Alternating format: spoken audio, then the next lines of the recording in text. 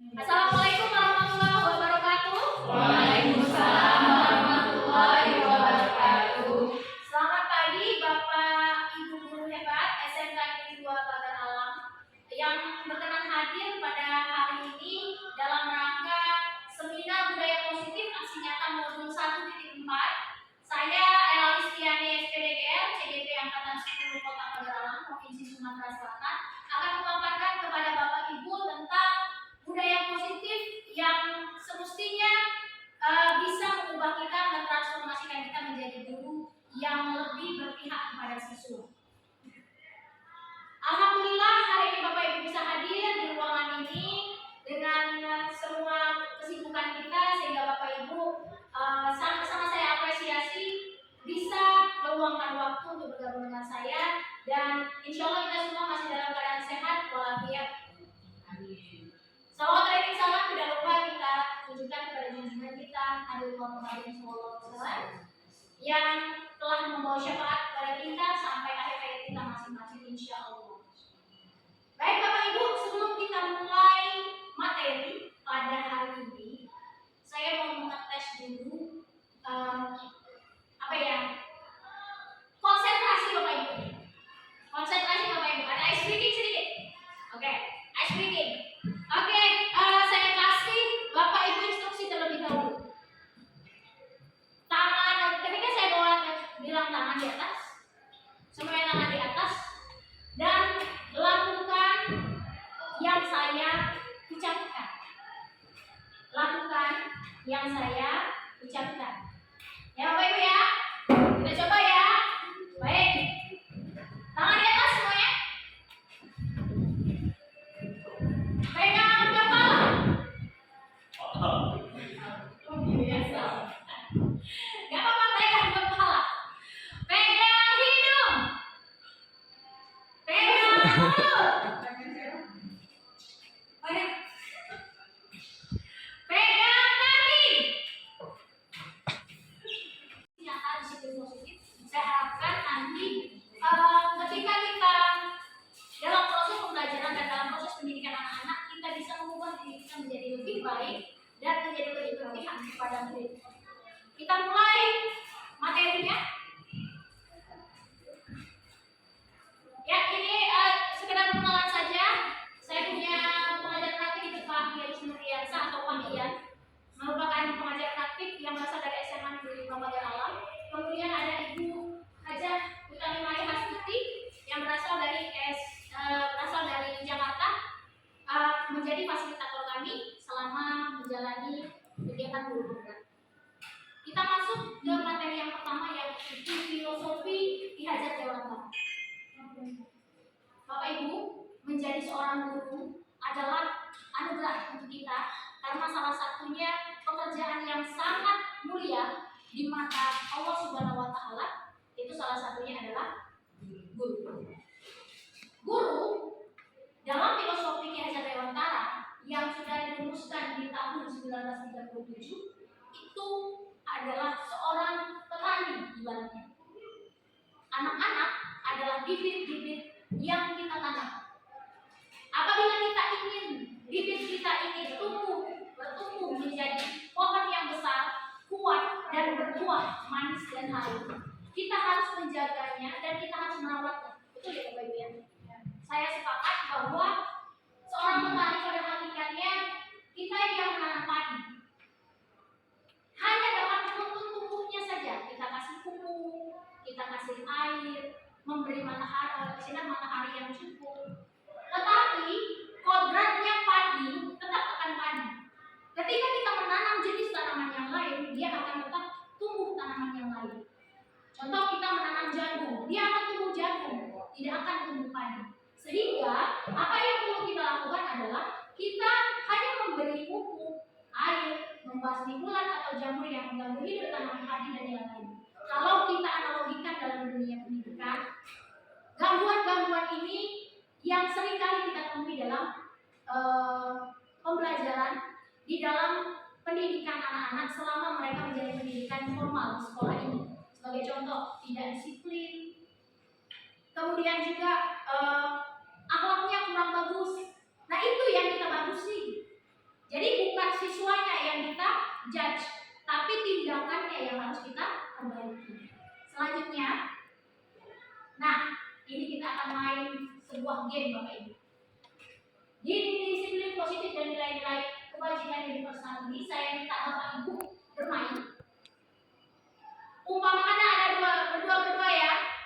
Umpamakan di dalam telapak tangan Bapak Ibu itu ada sesuatu yang sangat berharga. Boleh jadi impian Bapak Ibu, boleh jadi apa yang Bapak Ibu sayangi, boleh jadi apa yang sangat berharga untuk Bapak Ibu. Nah, teman yang di sampingnya boleh melakukan apa saja untuk membuka genggaman ini. Kita lihat ya, ya, boleh menghardik, boleh, ya, boleh diklik, boleh dulu, boleh di ini, kasih sekian begitu, ya, boleh, silakan. Kita lihat, boleh Bapak Ibu juga bertindak sesuai dengan keinginan Bapak Ibu. Misalnya, Pak Selamat nanti mengiming-iming Pak Repi, saya kasih 1 miliar buka deh, dibuka sama Pak Repi. Boleh, silakan. Ya, tapi ini hanya permainan ya Pak. Oke. Nanti mau dikasih. Jangan dicari beneran. Oke. Oke, kita mulai ya Bapak Ibu ya. Ya, kita mulai dari yang sebelah kanan dulu.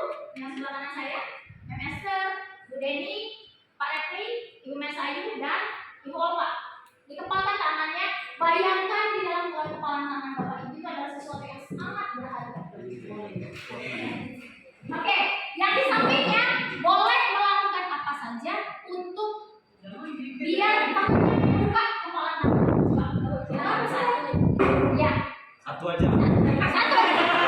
Asik. Kalau yang itu buka gitu. Satu aja. Silakan tuh. Silakan. Betul, yang ini bisa. Tahu yang hidup dan mati.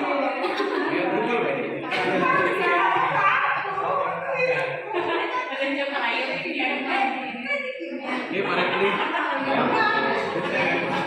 mengambil bagian Anda tangannya di kepala saya dengan cara membayar uang sesuai yang Bapak inginkan. 200 juta. Bukan. Kamu tunjangan itu bisa. Aku gini, yang dulu. Nah, saya tawarin lagi.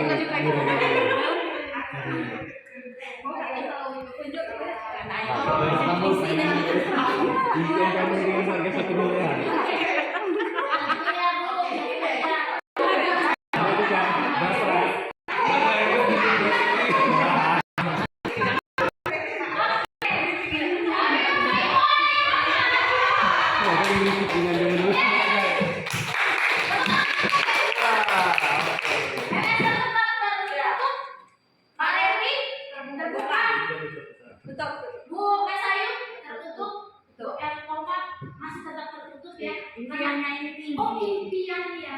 Sudah pasti apa ini? Oke. Tadi udah dengan berbagai cara ya kita ya. Oh yang sudah dipakai begitu. Dikasih 200.000 sedetik. Ya, betul-betul impian yang itu diperjuangkan oleh Ibu. Oh, tidak sebagai uang tadi. Tidak sebanding dengan uang 271 T tadi ya. Oke. Nah, apa tadi yang dalam permainan ini? Saya bermain dengan Bapak Ibu. Tadi yang megang medali siapa Bu? Iya, yang punya kepala, yang punya tangan, yang punya sesuatu yang berharga itu tadi. Nah, Pak Repli, dari Pak Repli ini dalam kita nih, ya. Berarti itu haknya Pak Repli. Pak Repli mau membukanya karena ya worth it 200 juta.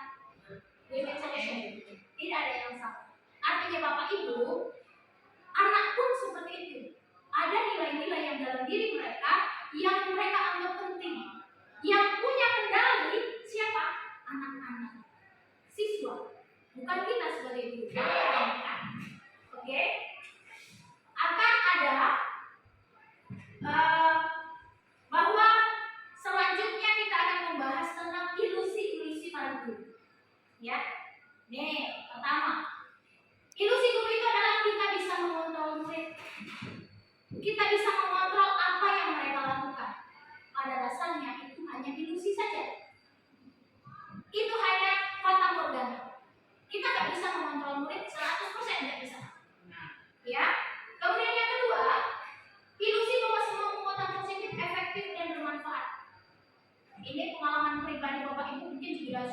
jauh lebih banyak ya.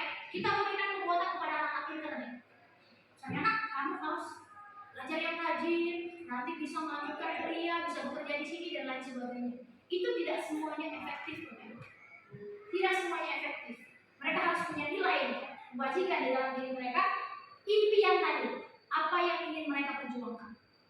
Kembali kepada siswa. Kemudian yang selanjutnya, kritik dan membuat orang merasa bersalah dapat memakan darah. Yang ini betul-betul tidak. Kalau saya lihat umpan balik dari siswa, ketika saya salah, sebagai contoh, saya melakukan sesuatu di dalam kelas dan anak ini bukan mengisi tugas. Ternyata secara pribadi, apa yang terjadi? Ternyata saya duluan yang dia maju. Padahal sudah mau maju, karena anak ini kalau kita suruh mereka pasti mau. Tapi apa dulu yang melatar belakang kita suruh atau karena inisiatif sendiri? Ya, dan kita membuat dia merasa bersalah. Depan ya, kamu kerjakan coba. Jadi misalnya, yang lain dicuekin anak tadi. Jadi nggak bisa seperti itu Bapak Ibu. Ya, jadi kita harus mempertimbangkan bahwa anak ini tadi, mereka ini juga manusia, mereka juga punya kebutuhan dan mereka juga punya kekurangan, kelebihannya masing-masing. Dan kita harus menerima itu apa adanya. Ya, satu hal yang dalam filosofi Ki Hajar Dewantara yang sangat saya ingat bahwa kita harus memperlakukan anak di rumah dengan anak di sekolah itu sama. Oke, selanjutnya ilusi bahwa kita orang dewasa memiliki hak untuk memaksa. Kita nggak punya hak dengan anak-anak Bapak Ibu. Mereka terlahir di dunia ini sebagai anugerah buat kedua orang tuanya, ya. Dan makhluk ini, makhluk yang diciptakan oleh Allah Subhanahu Wa Taala ini kita paksa, nggak bisa, karena mereka punya kodrat alam dan kodrat zamannya sendiri-sendiri. Selanjutnya, setelah kita melihat bahwa tadi ada ilusi-ilusi yang kita selama ini kita yakini, saya harapkan bahwa ilusi tersebut tidak terjadi kembali. Kemudian nilai-nilai kebajikan yang dipersah. Nilai kebajikan yang dipersah ini dikemukakan oleh Jan Wilson. Kemudian dia mengaitkan nilai kebajikan ini diyakini oleh seseorang oleh motivasi intrinsiknya, sehingga dari dalam akan terbangun. Motivasi intrinsik itu motivasi dari dalam diri sendiri. Pernah dengar kata David Fortune, motivasi terbesar bukan dari orang lain, tapi dari diri sendiri. Nah, motivasi itu disebut dengan motivasi intrinsik. Kemudian, dalam gerakan motivasi dari dalam, itu ada tujuan mulia yang ingin diwujudkan. Ini yang anak-anak kita tuntun. Mereka ini nilai kebajikan apa yang ingin kita tanamkan kepada mereka. Kemudian, nilai kebajikan ini harus disepakati bersama. Bukan hanya kita, tapi siswa juga harus memahami bahwa mengapa kami harus punya nilai ini. Mengapa kami harus ikut kesepakatan ini? Kenapa kami harus seragam? Kenapa kami harus datang tepat waktu? Apa yang diinginkan untuk depannya? Selanjutnya, nilai itu juga terlepas dari suku bangsa, agama, bahasa maupun latar belakang. Sehingga dalam dunia pendidikan itu diwujudkan dalam profil pelajar Pancasila. Anda beriman dan bertakwa kepada Tuhan Yang Maha Esa dan berakhlak mulia, ada mandiri, bernalar kritis, berkebinekaan global, bergotong royong dan kreatif. Ini semua adalah nilai universal, Bapak Ibu. Tidak melihat dari suku mana, bangsa mana, agama mana, kemudian bahasa dan latar belakang. Tapi ini berlaku di seluruh dunia. Termasuk yang tidak punya agama pun mereka mendahulukan adat. Sebagai contoh negara Jepang kebanyakan ada agama Shinto dan mereka berganti-ganti agama dari lahir sampai mereka meninggal. Tetapi akhlaknya luar biasa. Tidak ada yang membuang sampah sembarangan. Itu akhlak mulia ya Bapak Ibu ya. Nah itu juga berlaku di negara kita. Harusnya itu jauh lebih baik daripada di negara Jepang. Karena kita punya dasar budaya yang kuat, yaitu dasar agama. Oke, selanjutnya kita membahas tentang disiplin.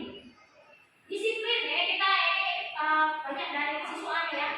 Disiplin yang kita tekankan selama ini sudah bagus, sudah sangat bagus. Yang harus kita tingkatkan adalah self disiplin. Sebagaimana kata Bapak pendidikan kita, di mana ada kemerdekaan, disitulah harus ada disiplin yang kuat.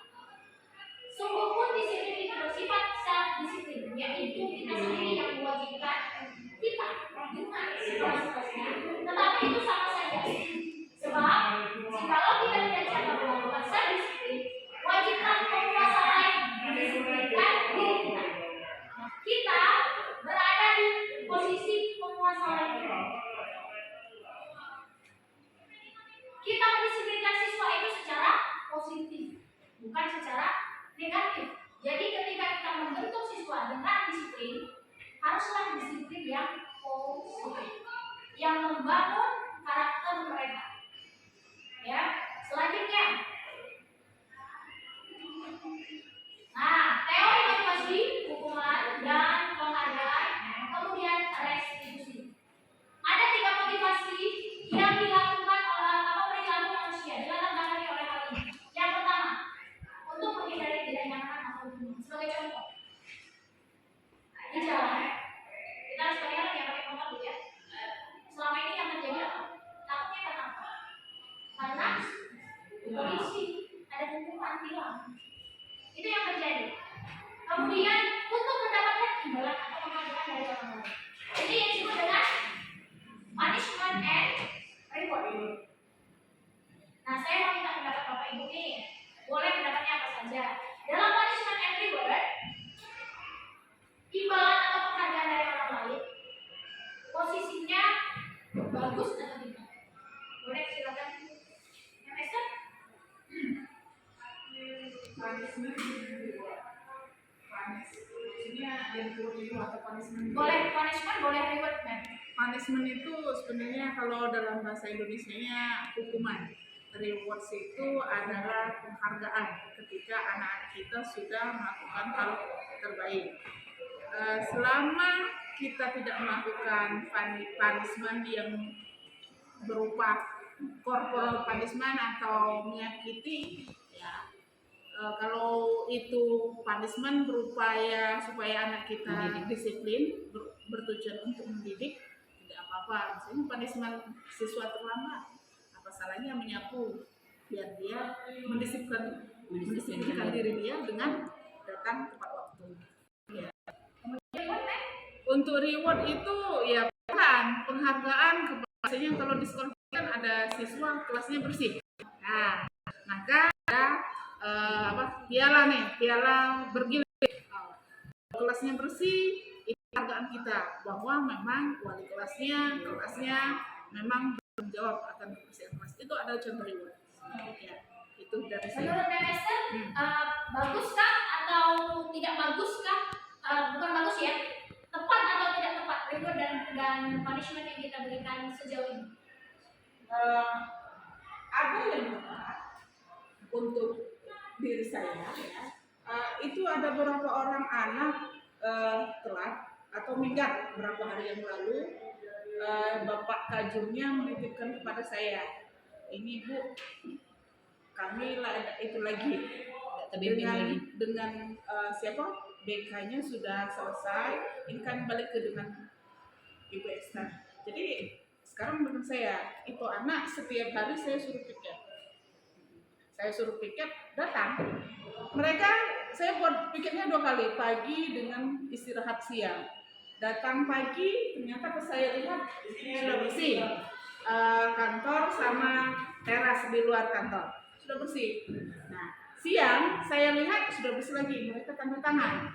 Ketika piket pagi tanda tangan, piket siang tanda tangan. Menurut saya bagus. Dan mereka terakhir tidak perlu dipanggil lagi, datang sendiri untuk bertanggung jawab melaksanakan punishment bagi mereka itu. Luar biasa, tepuk tangan sudah ya. Saya sependapat dengan Esther bahwa anak-anak yang diberikan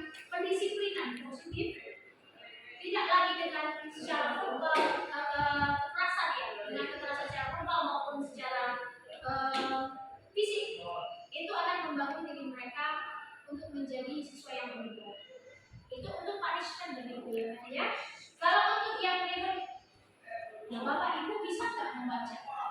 Pak Haris mungkin ya, dalam pengalaman Pak Haris untuk pemberian penghargaan ini ada sisi negatifnya nggak? Apa Pak kira-kira sisi negatif dari sebuah penghargaan? Jadi mungkin dari sisi Ya, sisi negatifnya. kalau menurut saya ini mungkin terkadang menunjukkan sifat kesombongan terhadap dari siswa kalau terlalu sering dikasih seperti itu. Oke, jadi siswa merasa jumawa dengan teman-temannya, gitu ya. Oke, kemudian ada lagi Pak Haris? Selain itu, kalau terlalu sering juga dikasih reward ini, selain jumawa, siswa itu merasa besar hati atau berbangga diri. Oke, berbangga Jadi kan diri. dia merasa puas di situ. Oke, Nggak mau lagi berarti apa? karena puas di sana Pak ya, berarti artinya dia mematikan kreativitasnya. Ya, jadi anak itu ya udahlah kalau udah private gitu kan, jadi tidak usah berinovasi lagi, nggak usah berkreasi. Nah itu salah satu. Saya sependapat dengan Pak Haris. Itu adalah salah satu efek negatif dari penghargaan. Karena penghargaan yang terlalu sering itu juga bagus. Dan itu jadi sebuah resilience. Jadi apa-apa saja harus ada dulu. Jadi silakan kerjakan tugasnya nanti kan Mas Penan. Oke. Nanti saya kasih coklat. Nah, itu akan mematikan kreativitas siswa. Dan cenderung yang sering dapat reward, benar kata Pak Haris tadi, akan merasa jumawa. Wah, udah bisa. Ada penghargaan. Gitu kan? Jadi artinya baik penghargaan maupun punishment hukuman itu akan sangat baik apabila kita sudah sangat-sangat mengerti dengan kondisi siswa yang ada. Ya. Ketika kita mau kasih penghargaan, boleh, tapi jangan terlalu sering. Ketika kita mengasihkan hukuman, siswa harus tahu apa yang ingin kita capai. Seperti PMS tadi, siswa tertanam dan bertanggung jawab. Kami diberikan tanggung jawab untuk membersihkan ruang guru. Jadi kalau usah dipanggil lagi, jadi sudah berhasil. Tinggal satu yang harus kita menjadi kayak kita bersama yaitu kemudian yang terakhir ini adalah level yang motivasi yang ketiga untuk menjadi orang yang mereka inginkan dan menghargai diri sendiri dengan nilai-nilai yang mereka percaya. Ini contohnya kecil, Bapak Ibu. Ya, seperti datang tepat waktu. Datang tepat waktu itu nilai kewajibannya adalah saling menghargai waktu sendiri dan waktu orang lain. Ketika kita berkumpul, jam berapa kumpulnya? Jam 10 misalnya. Ketika kita terlambat 30 menit, orang lain sudah wasting time itu 30 menit. Sudah banyak sekali kegiatan yang bisa dilakukan. Kan? Selanjutnya, hukuman, konsekuensi, dan restitusi. Ketiga hal ini ada perbedaan. Yang pertama, kalau hukuman ini diterapkan kepada yang dihukum. Sehingga terkadang yang dihukum tidak boleh karena dan satu peraturan dibuat, ada yang melakukan pelanggaran. Kemudian yang kedua, ada konsekuensi. Konsekuensi sudah ada komunikasi sebelumnya, cuma belum intens. Sampai saya ini masuk dalam pelajaran saya. Ini kamu akan konsekuensinya seperti ini. Tetapi itu sifatnya memaksa. Siswa tidak terus terpakat. Belum kita tanya gitu ya. Dan mereka belum yakin nih.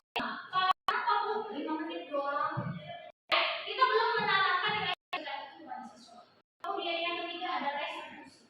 Di restitusi ada keyakinan kelas. Nah, ini mungkin harus kita kembali di sekolah kita Bapak Ibu. Kesepakatan dan keyakinan kelas ini harus kita laksanakan minimal di pelajaran kita. Jadi seluruh siswa caranya seperti apa?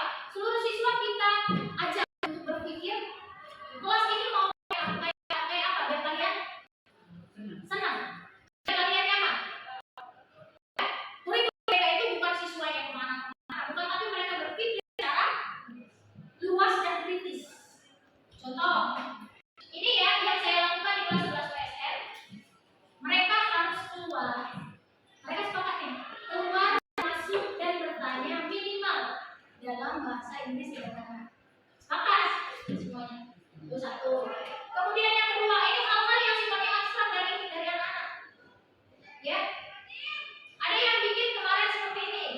Ketika teman-temannya berbicara, yang lain diam. Sepakat mereka.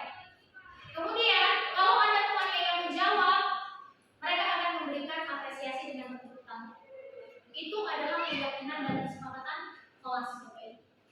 Bukan hanya kita dilarang, jangan dan lain sebagainya, tapi lebih kepada yang diinginkan dalam kelas. Makanya harus ada guru di situ. Keyakinan tanpa ada gurunya, tanpa ada guru pelajarannya, dia akan menjadi tidak terkendali. Ya, bisa boleh makan di dalam kelas, bisa jadi boleh apa? Pinjam tulis. Jadi itu harus kita tuntut dan kita bimbing untuk mereka. Selanjutnya, dalam pembentukan keyakinan sekolah, setiap guru harus memberikan sumbangsih, gitu ya. Karena keyakinan ini bersifat abstrak, nggak seperti peraturan menteri. Misalnya harus pakai ini, atributnya ini. Enggak. Ya, sifatnya berpakaian rapi. Itu abstrak ya. Rapi itu menurut satu dua orang beda-beda. Ada yang dengan atribut lengkap itu rapi. Atribut yang menyebut rapi juga ada. Itu sifatnya abstrak. Ya. Tetapi dia lebih rinci dan konkret. Yang dipahami oleh siswa itu apa? Misalnya dalam atribut yang harus ada misalnya ada apa? Lokasi dan lain sebagainya. Ada rinciannya dan mereka sudah menyadari bahwa itu harus ada. Yang kedua, keyakinan kelas berupa pernyataan universal. Misalnya tadi Pak Selamat misalnya berdoa. Siswa kita ada yang anak muslim juga berdoa sesuai dengan keyakinan masing-masing. Itu bersifat universal. Ya, nanti tidak tepat kalau Pak Selamat membuat berdoa menggunakan bahasa Arab misalnya, atau membaca doa apa? Al-Fatihah misalnya. Kurang tepat karena pernyataannya harus universal. Yang ketiga, pernyataan keyakinan kelas senantiasa dibuat dalam bentuk positif. Tidak kata jangan misalnya. Larang. Tidak boleh. Jadi nggak ada lagi kata yang misalnya dilarang lari-lari dalam kelas. Itu ada yang lain, ada saran nggak?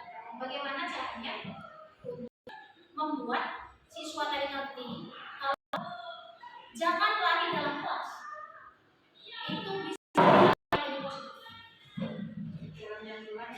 Iya, berjalan dengan pelan. Salah satunya. Oke, thank you, Master. Ada lagi? Misalnya tidak mau dilarang rambut panjang. Apa kalimat yang lebih positif? Merapikan rambut. Iya. Jadi kalimatnya itu lebih positif. Jadi terbangun positif karena kita aja ada amplop satu ya. Karena ini kalau di sosial eksperimen pasti akan terjadi. Amplop satu tertutup, kemudian ada tulisannya jangan dibuka. Kita secara naluri ya pasti yang pengen buka. Ya kan Bu? Penasaran ini isinya apa? Sama halnya seperti peraturan. Ketika dimulai dengan kata jangan, tidak boleh, itu pasti akan dilakukan. Ya. Dan juga ini ibu-ibu mungkin relate ya. Ini pengalaman pribadi. Ketika ngajarin anak untuk mandiri ke toilet sendiri, jangan pipis di sana. Coba kita ganti. Kalau mau pipis, gimana mau mereka? Lepas celana. Iya, ke kamar mandi. Jelas tuh ya, jelas. Jadi tahapannya itu jelas. Oh, anaknya berarti bukan celana, ke kamar mandi. Ini untuk anak balita ya. Ternyata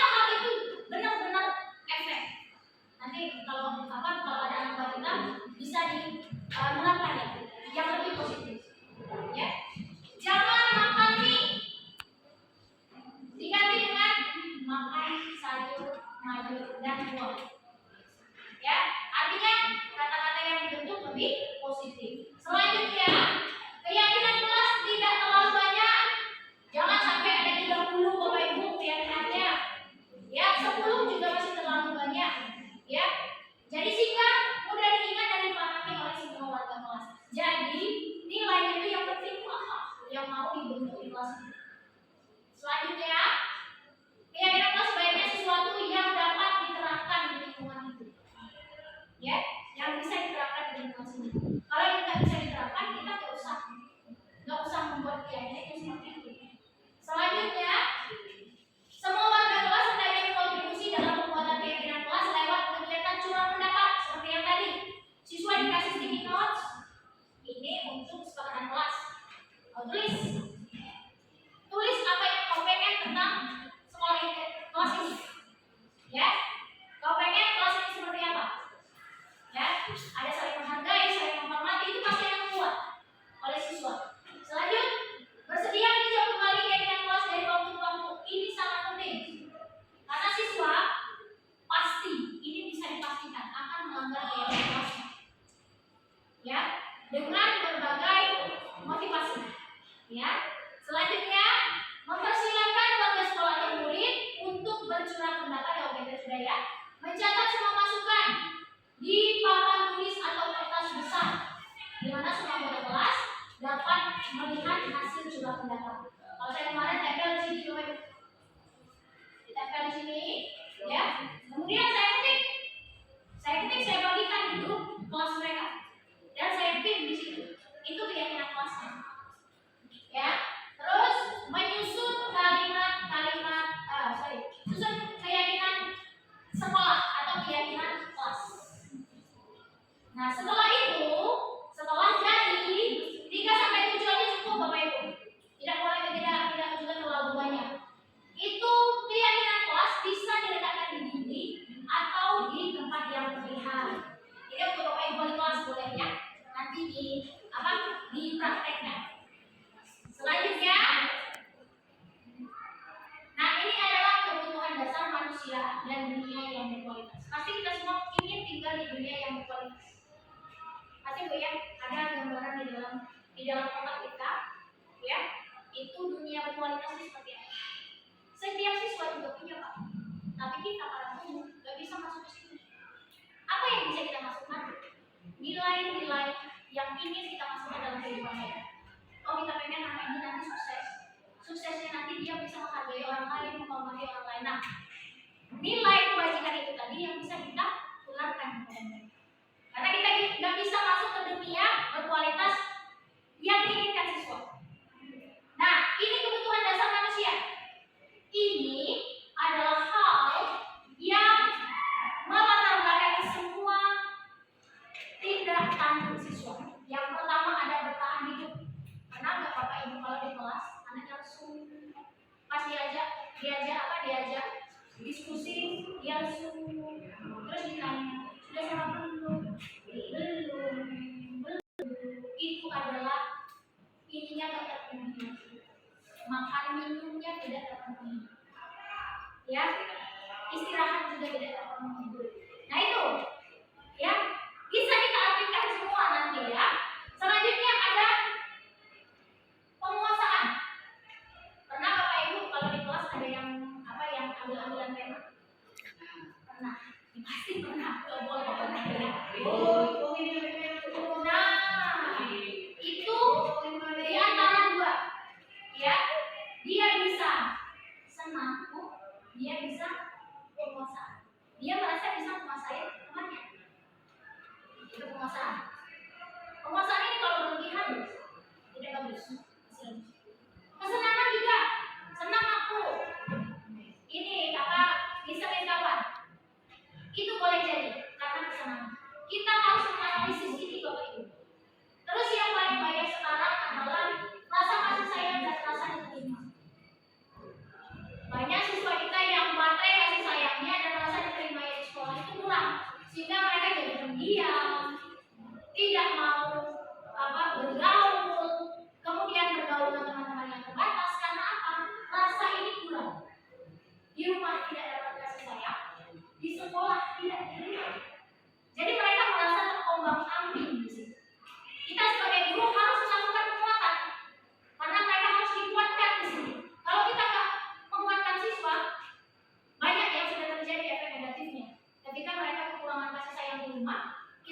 memberikan kasih sayang kepada mereka, ya, dan tidak menerima mereka itu apa adanya.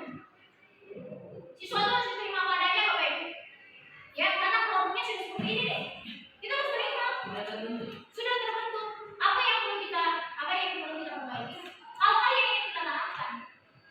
Ya, Umi Sayu mungkin saya ingin menanamkan pada anak itu untuk mereka bisa tepat waktu. Harus disiplin, self disiplin. Ya, karena apa? Karena ketika mereka masuk ke masyarakat itu penting. Nanti ya akan nikah jam sekian. Akan nikah jam 4. Dia baru datang besok pagi. Misalnya, itu berarti efeknya besar ya Bu ya. Nah, jadi itu dari hal kecil yang kita tanamkan. Jangan terlambat, datanglah tepat waktu, ya, sesuai dengan waktu yang ditentukan. Itu menjadi kebiasaan buat mereka. Selanjutnya, kebebasan. Siswanya pengen bebas Bapak Ibu. Pengen bebas itu kayak apa? Kita tuh memberikan ruang kepada mereka untuk diskusi, ruang kepada mereka untuk berkembang. Misal kita ngasih tugas ya, misalnya kita ngasih tugas, kamu buat tugasnya kayak ini, kayak ini, kayak ini, sesuai dengan outline kita, ya. Tapi kita nggak memberikan kebebasan kepada mereka untuk carinya di mana. Kalau kita mempunyai source atau mempunyai sumber, kasih sumbernya mereka. Jadi mereka bebas bisa mengeksplorasi. Tapi kalau kita kasih outline-nya satu, yakin saya hasilnya akan sama. Selanjutnya, dunia yang berkualitas ini semacam album foto, isinya tidak terlalu banyak, sama seperti balik lagi ke yang tadi Bu. Ketika impian Bapak Ibu di tangan, itu gambarnya udah jelas. Ada apa di situ? Pasti kan terlalu banyak ya Bapak ya. Ada keluarga, ada anak, ada suami, ada istri, ya. Mungkin ada pencapaian-pencapaian yang lain, ada pendidikan yang ditingkatkan, ya. Dan itu kita nggak bisa masuk ke dalam dunia siswa. Itu dunia kita para guru. Dunia siswa berbeda. Jadi nilai tadi yang harus kita tularkan. Kita masukkan ke dalam dunia berkualitas menurut mereka. Dan dunia berkualitas ini sifatnya itu unik dan personal. Beda-beda, ya. Beda-beda. Jadi kita nggak bisa menyamakan, ya, nggak bisa menyamakan impian Bu Alba dengan impian Bu Rika, nggak bisa. Impiannya Pak Haris dengan impiannya Pak Edi nggak bisa. Sama seperti siswa, impiannya ke depan seperti apa? Kita tidak bisa masuk ke situ, ya. Selanjutnya, ini adalah restitusi posisi kontrol. Oke? Nah, Bapak Ibu pasti pernah ya, pasti pernah berada di posisi ini.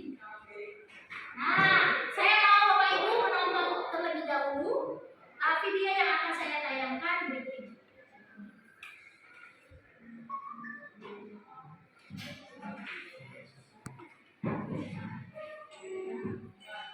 Salam bahagia Ibu dan Bapak Guru hebat. Dalam penerapan disiplin positif restitusi, salah satu program yang dikembangkan adalah 5 posisi kontrol. 5 posisi kontrol dalam restitusi adalah proses perjalanan seorang pendidik agar dapat mengenali dirinya. Pada video kali ini, kita akan membahas tentang 5 posisi kontrol yang dikembangkan oleh Darren Rosen dan contoh penerapannya.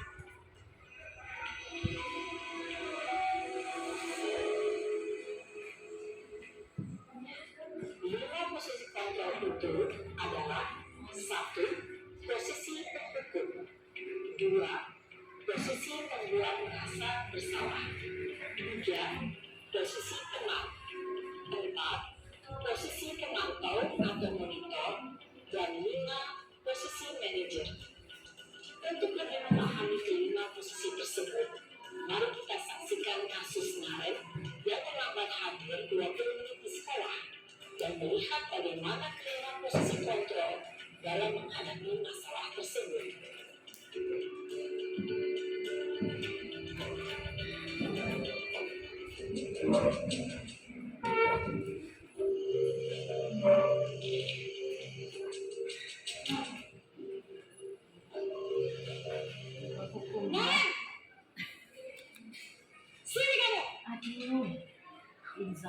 Selalu terlambat. Kamu deh pasti terlambat. Saya Apa? Apa coba? Alasan kamu apa lagi? Kapan sih kamu tidak terlambat? Malas sekali ya kamu jadi anak. saya Dasar pemalas. Gak kapok-kapok sih kamu. Sudah berapa kali terlambat? Kamu keliling lapangan basket 2 kali. saya harus menggunakan basket, Bu. Kenapa? Kamu melawan ibu. Berani-beraninya jawab. Sudah terlambat, masih berani jawab pula. Sekarang, keliling lapangan basket 5 kali sekalian. Biar kapok. Cepat. Pergi sana ke lapangan basket. Posisi penghukum biasanya berbicara dengan nada tinggi, menghadut, menunjuk-nunjuk, menyakiti, dan menyindir. Hukuman bisa berupa fisik maupun psikis. Ibu dan bapak guru hebat. Dampak yang terjadi pada murid ketika guru berada pada posisi penghukum adalah murid cenderung akan memberontak atau menyimpan dendam.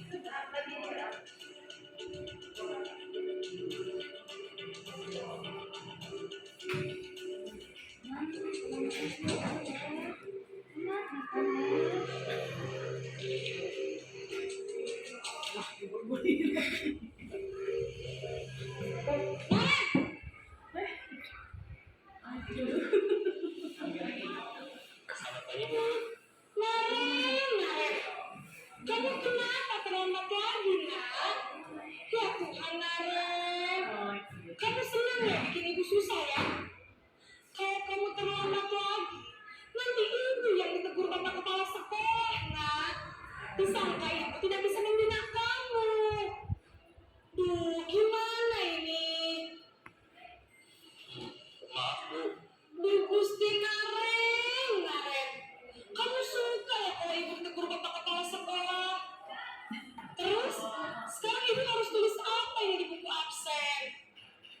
Ini kamu sudah sering terlambat loh. Ibu harus apa coba? Maaf, Bu. Maaf sekali. Ya sudah, lain kali jangan bikin ibu susah lagi ya, nak ya. Ibu tidak akan kuat lagi kalau kamu begini terus. Bisa jadi hubungan kalau ibu ditegur bapak kepala sekolah. Sana cepat ke kelas. Maaf ya, Bu. Maaf sekali. Posisi pembuat rasa bersalah berbicara dengan nada tenang, cenderung lembut. Namun kata-kata yang diutarakan membuat murid merasa menjadi orang yang gagal. Memandang murid dirinya sendiri, merasa tidak berharga, dan tidak sanggup membahagiakan orang lain. Ketika guru mengambil posisi pembuat rasa bersalah, murid akan menganggap dirinya yang bersalah dan dia akan menyimpan emosi negatif tersebut di dalam dirinya.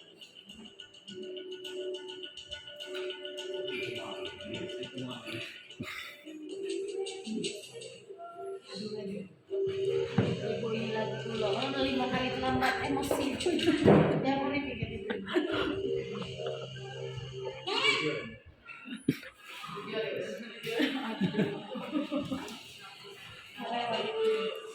Wah, sudah jam berapa ini, nak?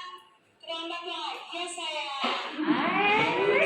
Habis dulu saya lupa bangunkan saya, Bu. Kamu malah menyalahkan ibu kamu. Kamu bukannya anak yang larinya paling kencang. Kok terlambat sih? Iya, Bu. Saya memang lambat bangun tadi. Jadi, biarpun saya lari kencang, tetap gak kejar, Bu. Ya sudah sana. Nanti lain kali larinya lebih kencang lagi ya. Biar gak terlambat lagi. Bikin seneng ibu. Demi ibu. Sana. Bisa lah, Bu. Ya sudah sana masuk kelas. Ibu beresin urusan absen kamu. Kamu ini ada-ada saja.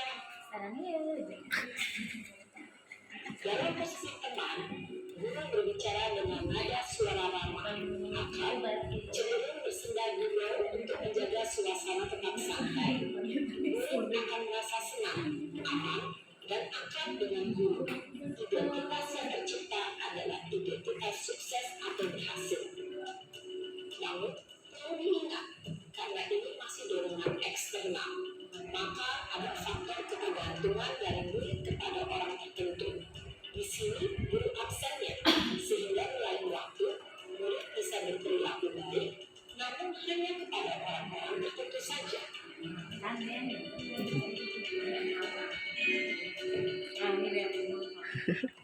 Winter.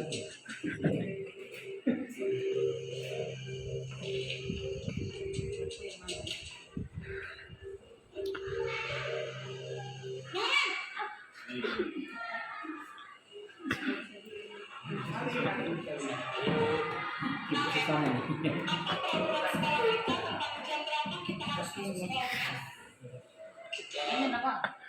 Harus di sekolah jam 7 Bu. Iya betul, sekarang sudah jam 7.20. Kalian sudah tahu konsekuensinya jika terlambat hadir? Paham Bu, saya harus tinggal kelas pas jam istirahat selama 20 menit. Iya benar, konsekuensinya demikian. Jadi nanti jam 9.30 pas istirahat, kamu harus tinggal di kelas, kerjakan tugas tambahan untuk ketertinggalan kamu, ya? Baik Bu. Posisi penonton mengandalkan perhitungan atau data untuk mengontrol murid. Guru mengarahkan murid berdasarkan peraturan dan konsekuensi. Seorang pemantau menunjukkan bahasa tubuh dan ekspresi wajah yang datar dan cenderung formal.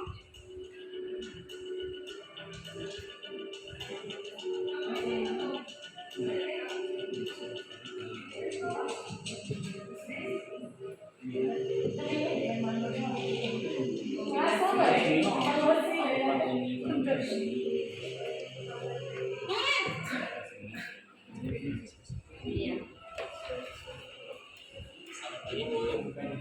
Selamat pagi Naren. Maaf Bu, saya terlambat. Iya, sekolah masuknya jam 7, sekarang sudah jam 7.20. Jadi sekarang bagaimana ini Naren? Maaf Bu, saya lupa tahu alarm saya semalam. Baiklah, menurut kamu, keyakinan sekolah yang mana yang perlu kamu tingkatkan?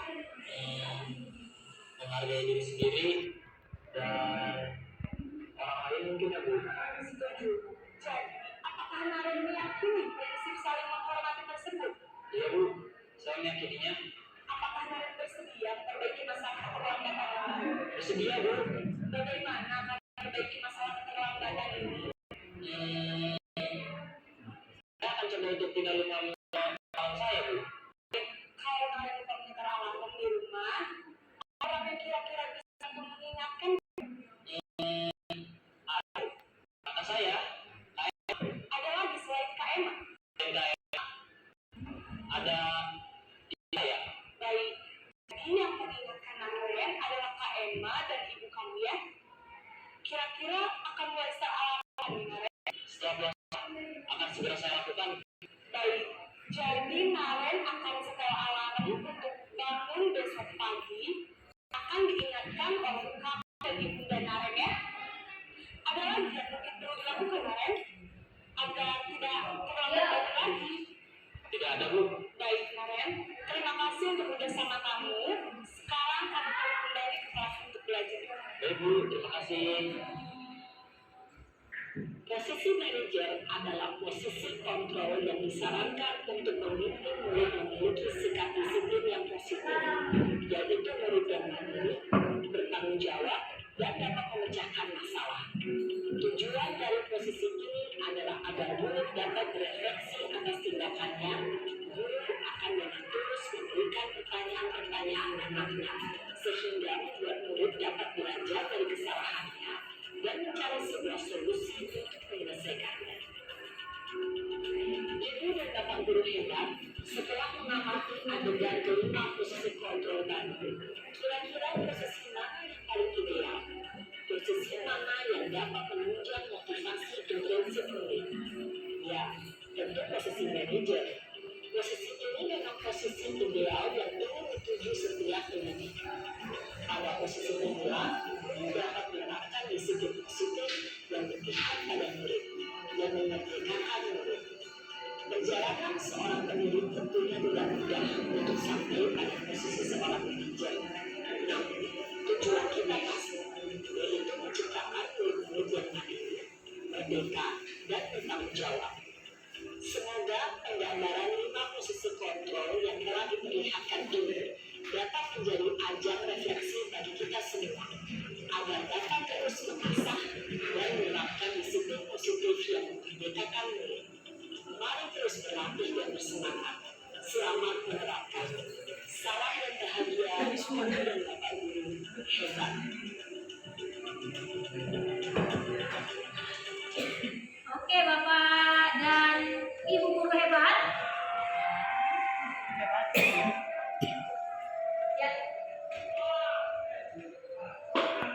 Ketika melihat video yang sudah ditampilkan, kira-kira siapa yang belum melakukan posisi yang kelima itu?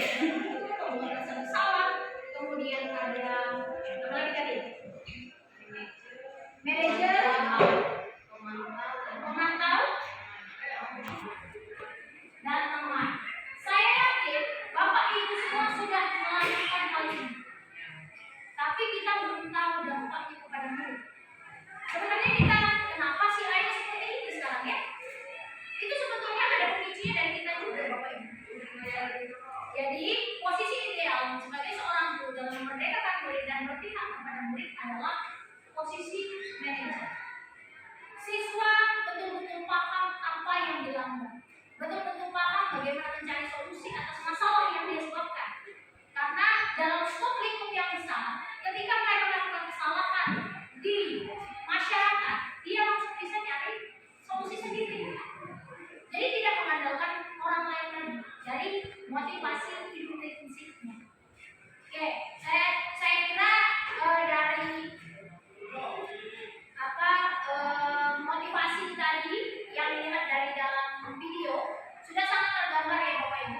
Saya harapkan kita menjadi guru-guru yang bisa memaksimalkan motivasi intrinsik murid untuk memerdekakan mereka.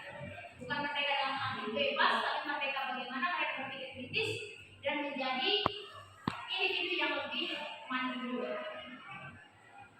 Selanjutnya, segitiga restitusi. Nah, ini yang menjadi fokus untuk diterapkan kepada semua guru-guru yang ada sekarang. Segitiga restitusi ini adalah proses menciptakan kondisi bagi murid untuk memperbaiki kesalahan sehingga murid dapat kembali dalam kelompok dengan karakter yang lebih kuat. Langkah-langkahnya apa? Langkah-langkahnya yang pertama, menstabilkan identitas.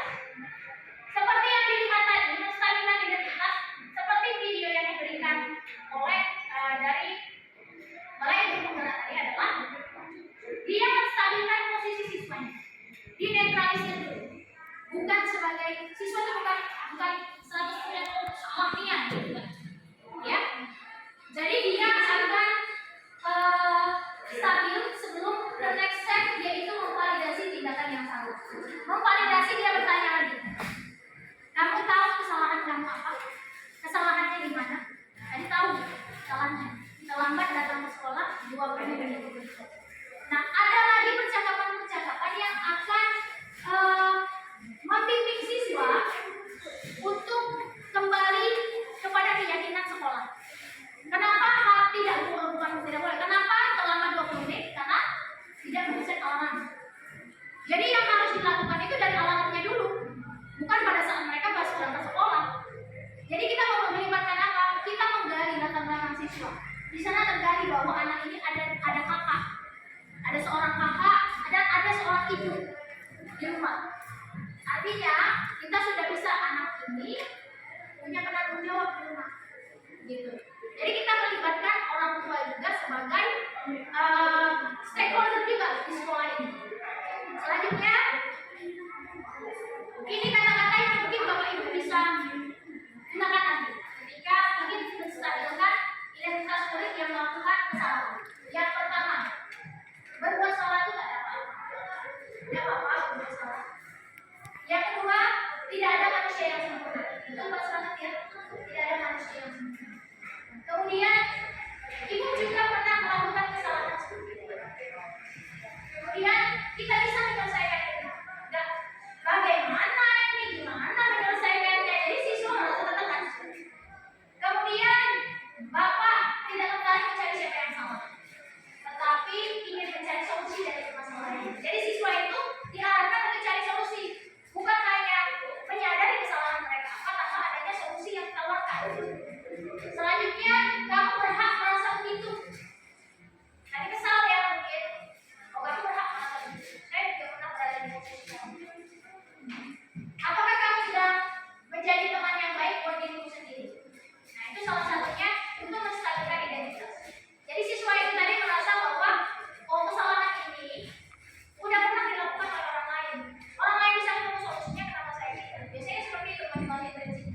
Saya